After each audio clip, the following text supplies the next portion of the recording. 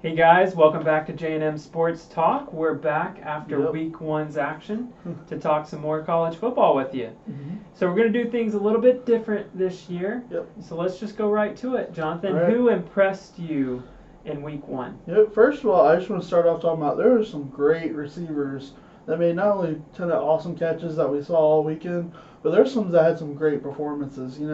Starting off with the Stanford game on Friday night, Stanford struggled to move the ball to Bryce Love, and I was impressed with Constella finding J.J. Arcega-Whiteside. He had 6 receptions, 226 yards, and 3 touchdowns.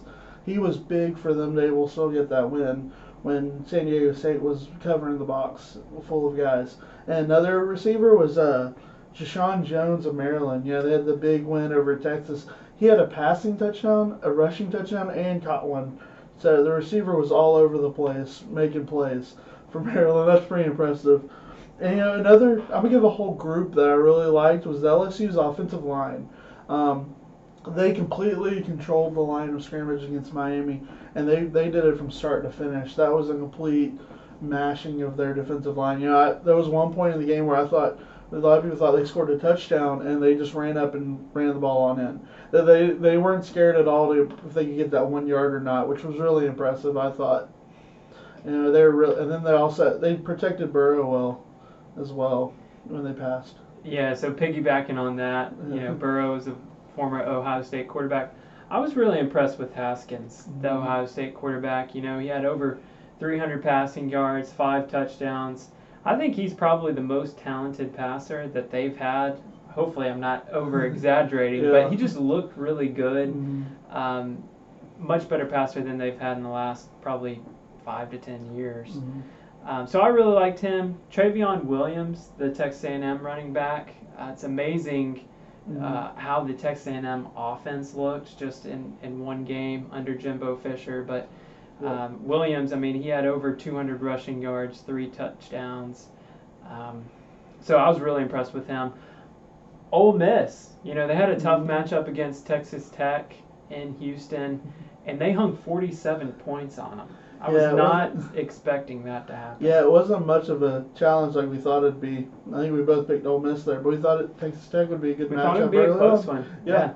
But we talked about speaking of talking about things that made us impressed. How about some disappointments, Mark? Yeah, disappointment. So talking about that Stanford game in San Diego State, Bryce Love, who we both affirmed as being a Heisman hopeful, comes up with less than 30 yards of rushing on 18 carries.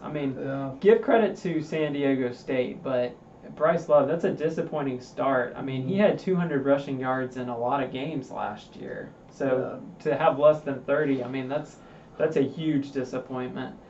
I was also disappointed with Penn State. Penn State, they played Appalachian State. Anniversary game of Appalachian State going to Ann Arbor, Michigan, and pulling off the upset. So it's just kind of surprising that Penn State wasn't more ready to play in that one. But it ended up going to overtime, and Penn State pulled out the narrow victory. But I just was very disappointed in Penn State. We really thought that they would compete in the Big Ten, and certainly they still can. Yeah. But just having a scare in the first game like that, I was thinking, Moorhead going to Penn State. I think he was a little bit more valuable than people gave him credit for. A lot of people said Saquon Barkley was a huge part of their offense being good last year, but give Moorhead some credit. Now that he's not there, they weren't as sharp. So, and then Texas. Second straight year that Texas loses to Maryland in the first game of the season. Can't help but be disappointed in them. Yeah, speaking of Texas, my biggest disappointment for this weekend was just the slow starts. And Texas was another one of them. And then Arizona was another one. I was just really disappointed. And teams that got behind early, were just struggling to move the ball, especially on offense in the first half of the games.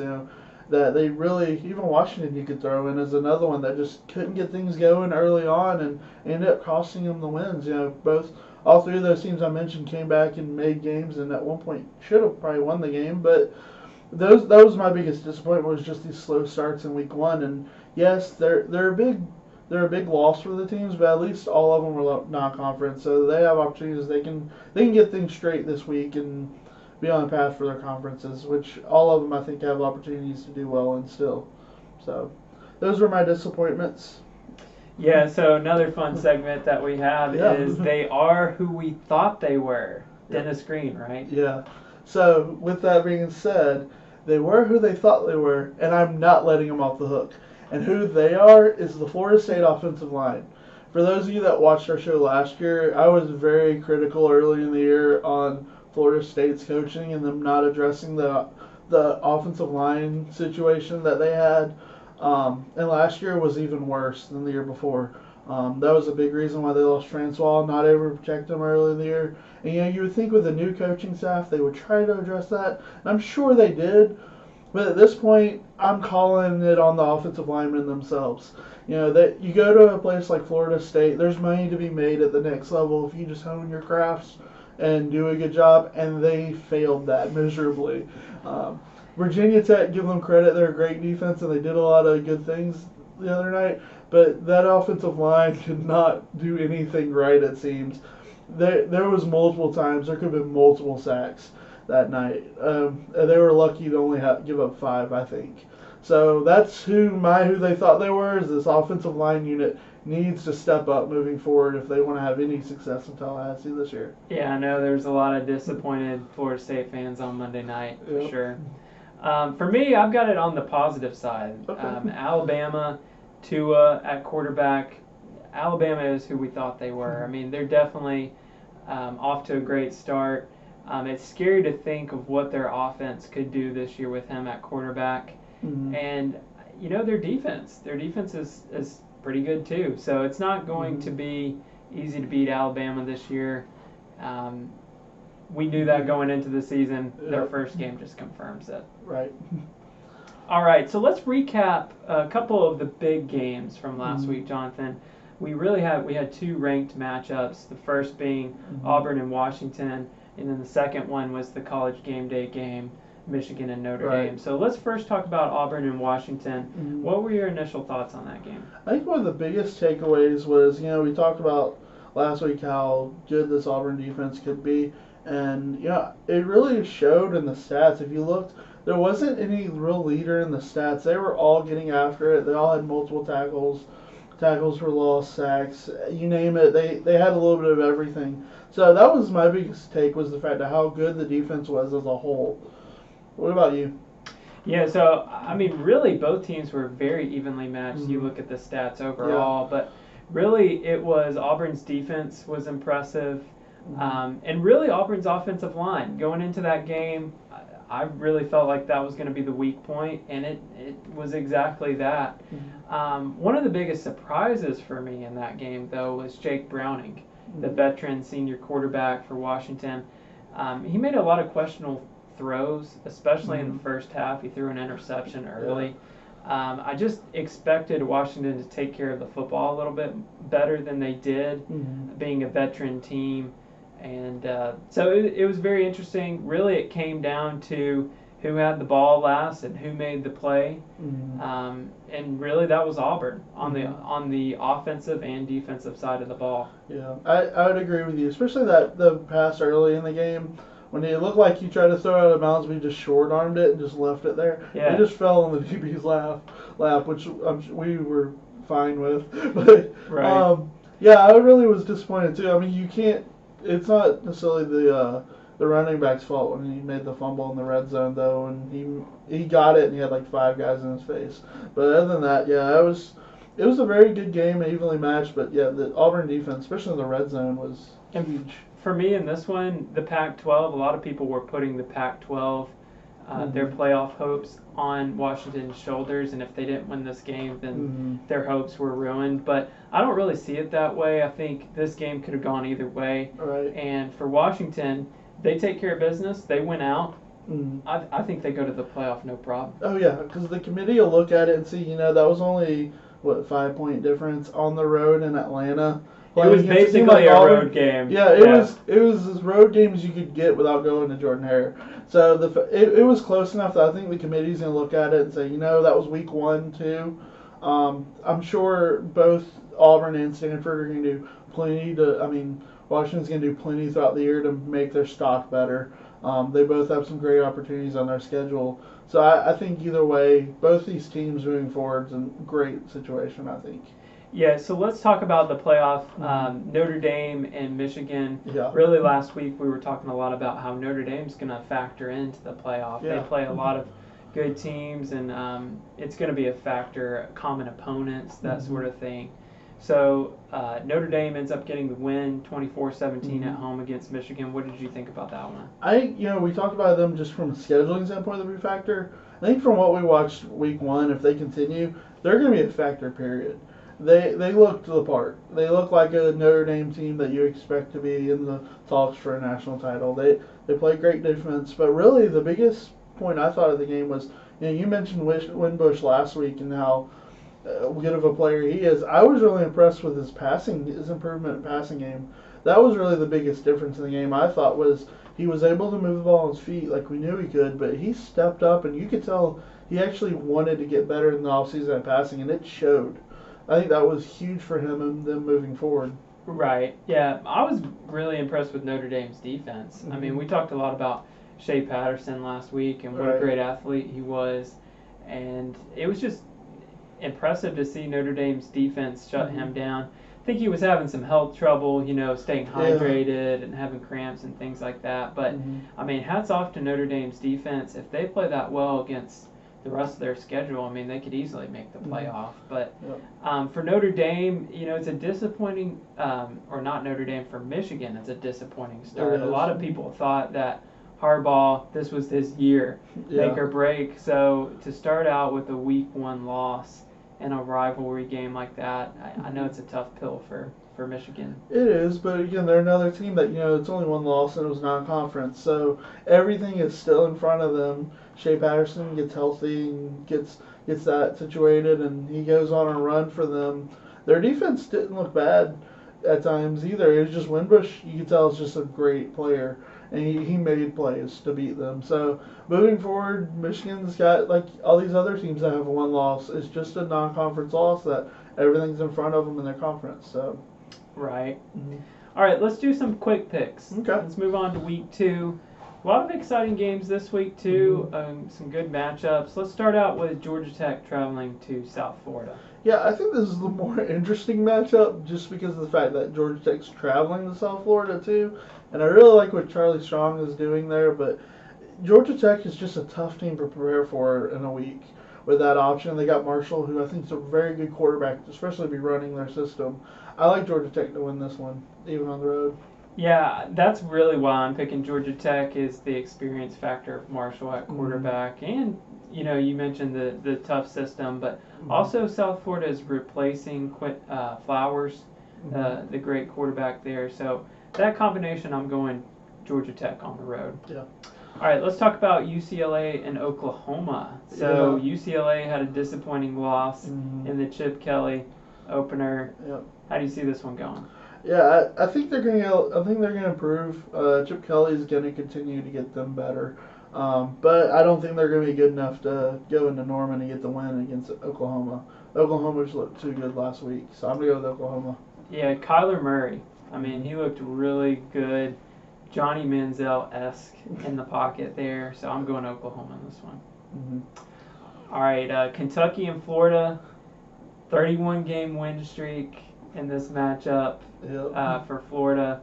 Do they get the 32nd? We joked about this last year in the show. Yeah, when Kentucky was having a chance last few years, it's because of the inability to score the ball for Florida. And Philip Franks looked really good in the system. Even though if it was against Charleston Southern, they looked really well this week. I think they make it 32. I'm going to go with the Gators here. Yeah, really, Dan Mullen, it's amazing what he's done in just a short time there at Florida, but their offense looks way more dynamic than probably the last 5 or 6 years. Yeah, I think there'll still be some growing pains there, which you expect, but I still like them to be able to beat Kentucky. Yeah, for sure. All right, let's talk about a rivalry game in the state of Pennsylvania, Penn State and Pittsburgh. How do you see that one going? I know we talked about Penn State struggling against Appalachian State, and even though how good App State is, I still like Trace McSorley. I still like them moving the ball. I think that was probably one of the situations where they needed that because at the end of the game, they went and they won the game. They made plays at the end of the game to get that win, and the way they won it at the end was, I think, a good sign for them moving forward. So I like Penn State in this one. Yeah, I think Penn State will pull this one out too. Even though it's a road game, I think they'll be motivated with how slow of a start they had last week. Yep. But I think it should be noted. I mean, with Moorhead going to Mississippi State as the former offensive coordinator, I think a lot of people undervalued him as an offensive coordinator and a coach. Oh, definitely. But I like for Penn State to get this victory. I think they'll be ready for this one. Mm-hmm.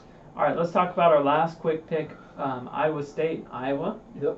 So Iowa State has yet to play a game. Their game got canceled due to weather last week. But Jonathan, who do you have winning this game? Yeah, a lot of people like this Iowa State team to get the big upsets early in the year. I do too, but I don't think it's going to be this one. I really like this Iowa Hawkeye defense, so I'm going to go with the Hawkeyes. Yeah, Iowa looked good in their first game. I'm going to take Iowa in this one as well. Yep. Did we just agree on all of our quick picks? Yeah. Does that ever happen? That's scary. That's Yeah. scary. More disagreement to Hopefully, continue into our regular picks. So let's transition into that. So let's start out Michigan State traveling to Arizona State. All right. Yeah, but this one, Michigan State struggled against Utah State. But, I really like the Utah State's a team that always gives everyone trouble. Yeah. And I like they found ways to win. And I'm going to go with Michigan State this one. I like their defense. They always have a solid defense, and they're going to be able to slow Arizona State down here. So I'm going to go with Spartans. Yeah, that is probably the safest pick. I think Michigan State, especially after struggling last week at home, I think you're right. They'll be ready to play. But I really like Herm Edwards, and not just his motivation ability, which he's great at, but I really like his coaching. There was a piece, I think it was on SportsCenter a few weeks ago, just showing some of the behind-the-scenes stuff that he's done, and I think he's really motivated those guys, but really coached them well to be ready for this one. So it being at Arizona State, too, at home for them, I'm going to pick Arizona State in the upset. If they upset them, you think someone brings up the playoffs to them? Playoffs? Yeah, that's pretty good. Yeah, maybe.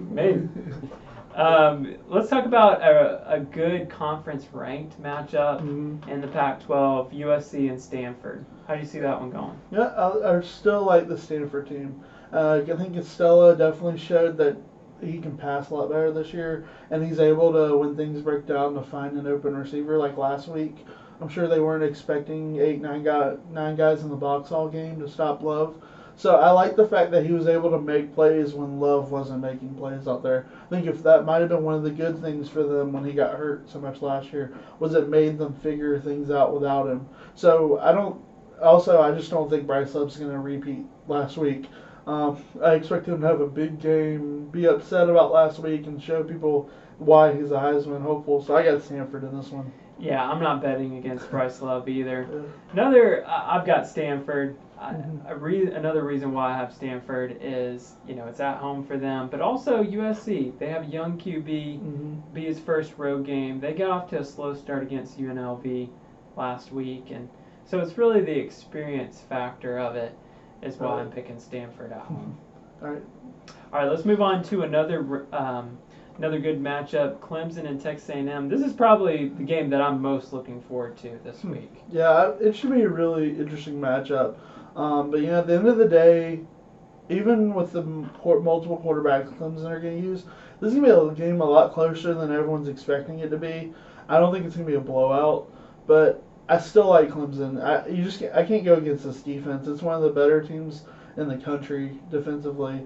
I just can't pick against their defense. So I'm going to go Clemson in this one. Yeah, this will definitely be a tough test for both teams. Both teams are really talented. The game will be played at College Station, so for me, this is a tough one for me to pick. But I'm going to go Texas A&M in this game in an upset. I realized they didn't play a great team last week, but they looked really impressive. Texas A&M did, and I like what the attitude that Jimbo Fisher has instilled in this Texas A&M team. Kellen Mond passing the ball, looked like a completely different passer. Mm-hmm. We both were commenting last week how we were kind of surprised that he won the job, kind of a dual threat guy in a pro system. We would have thought that Starkel would have been the starter, but it is no doubt that Kellen Mond was the right guy for the job. And Travion Williams, who I mentioned earlier, I think it'll be interesting to see how well they move the ball against that defense, like you're saying. But with them being at home, hostile environment, Clemson went a couple of years ago into Jordan-Hare, and they really struggled, even though I feel like they had, a much better team than Auburn did at the time. So I'm going to go with Texas A&M, going out on a limb on this one, picking the upset.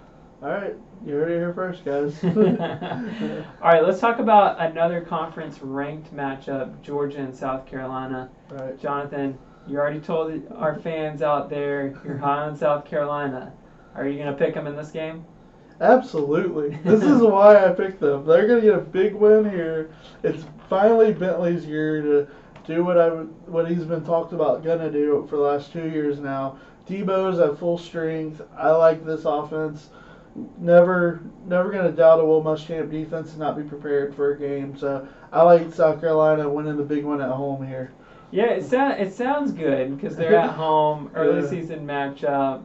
Georgia might not be ready, but I really, what it comes down to for me is I don't think Jake Bentley is a guy that's going to go to the next level. I don't think he's the size, his arm strength. I'm not seeing it. And against a defense where the majority of the Georgia defense is going to be in the NFL one day, I'm going Georgia. I think they will do well at home. Jake Fromm and Swift in the backfield, comboed with that Georgia defense. All right. I think the Bulldogs are going to take this one. Fair enough. All right, so let's move on to Arizona and Houston. This is an interesting matchup because Houston is where Kevin Sumlin started his head coaching career. So he's going back home. How do you see this one going? I do like this is going to be an interesting game for sure. I like both teams here, but I'm not ready to give up on Khalil Tate. I think at the end of the day, you got to go with the best player on the field, and I think Khalil Tate is still that guy. They did struggle early in the game, but they did almost come back and win the game last week against a BYU team that I'm not sure that they're not going to be a really good team. I know they struggled last year, only had like 3 wins, but BYU really impressed me last week too. So I thought they lost a close game to a good team. So I'm gonna stick with Arizona. I'm not ready to give up on Tate yet. Okay, I'm gonna have to pull my Lee Corso not so fast, my friend, on that one. I'm going Houston in this one, and really for me, it comes down to running the football. So Arizona, they were really disappointing last week. I don't even think they had 130 rushing yards, which with Khalil Tate, that was a big part of his game last year. Ed Oliver, the highly touted defensive tackle for Houston. Many people think that he's going to be a top 10 pick in the NFL draft. So I just like for him to plug the holes. I think Houston's going to do enough on defense to stop Arizona. I'm taking Houston in this game. All right. We'll find out on a limb again. Yep. Sounds like it. All right, last game. This should be another good one, too. Mississippi State traveling to Kansas State. Who you got in that one? Early in the preseason, I was really high on Kansas State. I thought they'd have a decent year. And after last week, them losing to San Diego State, I would say South Dakota, I was really just disappointed in how they looked top to bottom, both sides of the ball. So I'm going to go with Mississippi State here. I know I picked preseason the other way, but now that we've seen these teams a little bit, Mississippi State's a far better team here. Finally, one we agree on. Yeah, I'm taking Mississippi State in this one, too. Nick Fitzgerald returns after serving his 1-game suspension. I think Moorhead, I've already talked a little bit about him, but I think he's really taken that team and just continued to move forward. They're an experienced team going on the road. I like for Mississippi State to get this victory. All right. Sounds good. All right, we appreciate you guys watching. Be sure to check out the after show. We've got some good conversation there. And we're looking forward to watching another week of college football. Yep. All right. Later, guys.